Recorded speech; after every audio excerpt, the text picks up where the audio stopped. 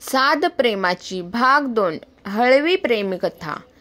त्यांच्यासाठी तिच्या डोळ्यातील तिरस्कार त्याने तटस्थपणे तिच्या समोर स्वीकारला, पण गाडीत बसल्यावर मात्र गाडीच्या सीटाला टेकून डोळे बंद करून तो स्वतःशी बडबडत होता, फक्त एकदा ऐकून घे ना रेवा, तुझ्या अभयला ओळखलंच नाहीस का तू? माझा तेव्हाचा निर्णय योग्यच होता। विराज सोबत किती खुश होतीस तू। मी तुझ्या आयुष्यातून कायमचा गेलो म्हणून तू पुढे जाऊ शकशील। आज जर मी पुन्हा तुझ्या आयुष्यात पाऊल ठेवलंय तर फक्त तुझ्यासाठी। मी नाही पाहू शकत तुला असं। स्वतःच्या मनाशी हितगुज करताना त्याचा मोबाईल वाजला आणि मोबाईल स्क्रीनवर राघव देशमुख नाव दिसताच त्या मोबाईलला बघत तो पुन्हा स्वतःशी बडबडला, इतका कसा पाषाण हृदय तू राघव। तुझ्यासारख्या लोकांमुळे प्रेमाचं पाखरू श्वास घेण्याआधीच गुदमरून मरतं। तरीही तुम्हाला लोकांना गाडीचाही पश्चाताप नसतो। उलट्या काळजाचे कदाचित तुझ्यासारख्या लोकांनाच म्हणत असतील। राघवचा मिस कॉल पडल्यावर लगेचच रेखा काकू नंबरवरून कॉल आला। तो कॉल उचलल्या वाचून मात्र अभय स्वतःलाही थांबू शकला नाही। मोकळा श्वास सोडत त्याने कॉल उचलला।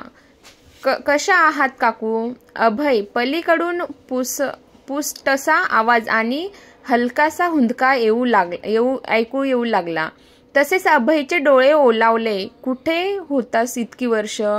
एक भेट नाही की एक फोन नाही। रेखाताई पदराने डोळे पुसत बोलल्या। अभय उगाच हसत वेदनेने बोलला, देशमुखांच्या घरचा नोकर होण्यासाठी सुद्धा अवकात लागते ना काकू। तिचं कमवायला गेलेलो ती अभय रेखाताई ही वेदनेने कळवल्यासारख्या बोलल्या।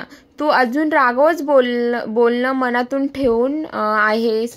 त्याचा मेंदू पहिल्यापासूनच गुडघ्यात आहे।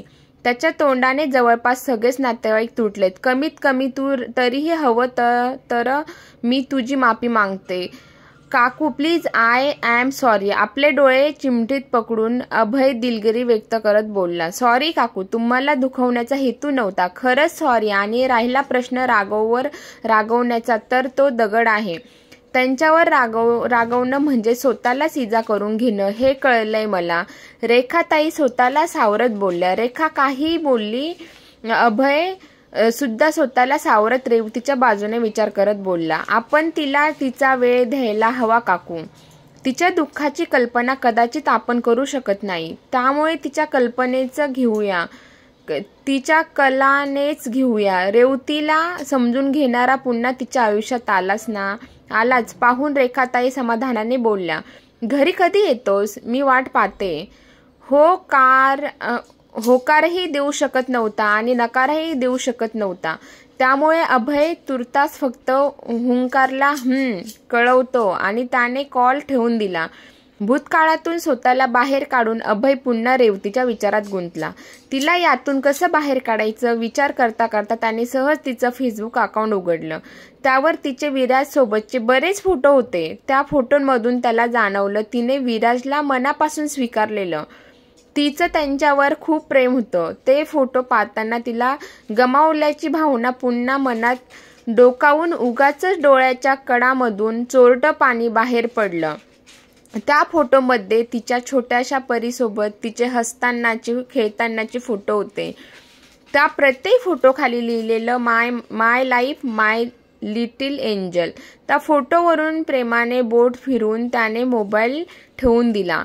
जवळपास 1.5 महिन्याच्या अंतराने तो पुन्हा तिच्या घराबाहेर उभा होता। दाराची बेल वाजवली आणि सुभानरावांनी दरवाजा उघडला। अभयला पाहून ते ओळखीचं स्मित करत बोलले, किती दिवस तुझी वाट पाहत होतो, येत जा वरचेवर। अभय खांद्यावरच्या बाळाला सांभाळत हसत बोलला, येऊ हा आजोबा।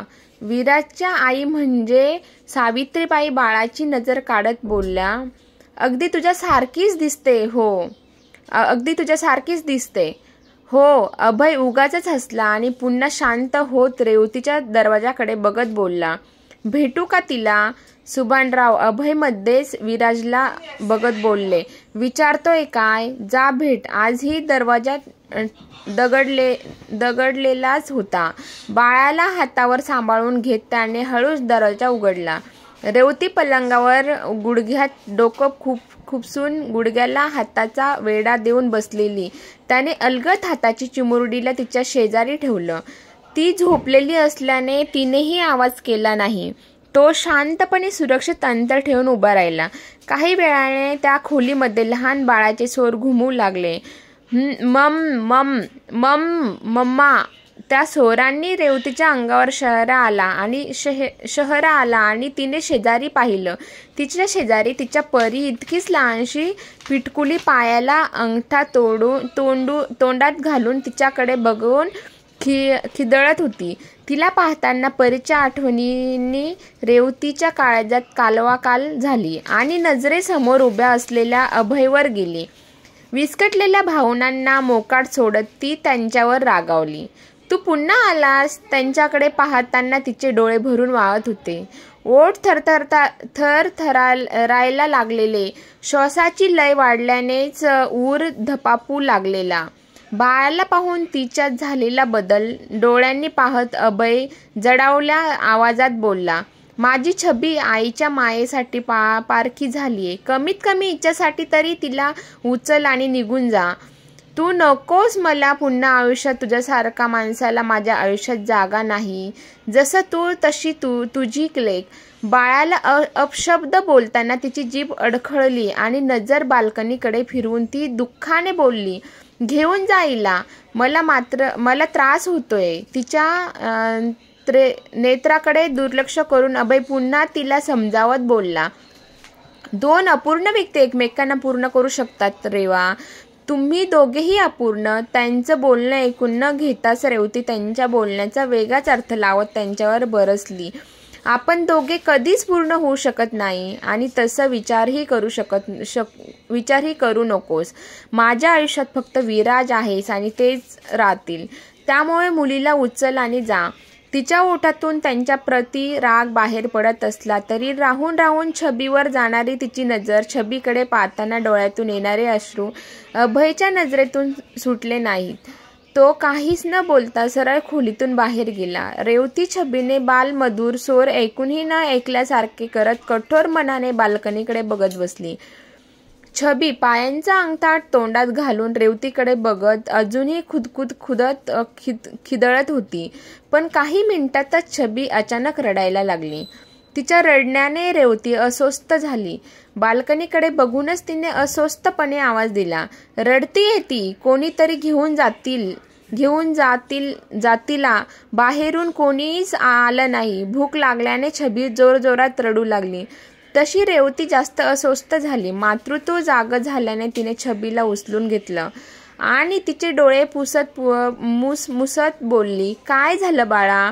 भूक लागलीये. तिच्या खांद्यावरचा पदर हातात घट्ट पकडून छबी तशीच जोरात डाहो फोडू लागली आणि तिला रडताना पाहून व्याकुळतेने तिच्यातच परीला शोधत रेवतीने रडतच तिला छातीशी घट्ट कवटाळलं.